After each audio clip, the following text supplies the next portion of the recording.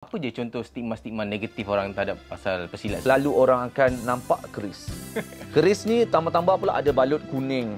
Ada balut warna merah. Okay. Jadi orang akan beranggapan ni keris ni ada jin ni, ada pendamping ni. Lagi-lagi pesilat pegang. Lagi-lagi kalau pesilat pegang, tengok pesilat tu pula dengan janggut panjang, orang tua nampak semua bagai.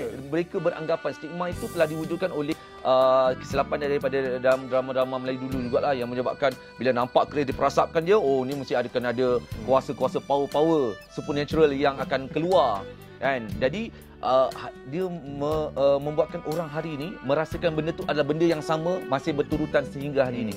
Sebenarnya kita kena faham, apabila mereka meletakkan kain-kain tersebut yang untuk mengelakkan daripada orang bersalah anggapan pada keris, saya tak menafikan ada unsur jin dan juga kadang ataupun pendamping. Ada pada keris-keris yang boleh kadang-kadang bergerak sendirilah semua. Tapi setakat saya hidup saya tak pernah jumpa lagi lah.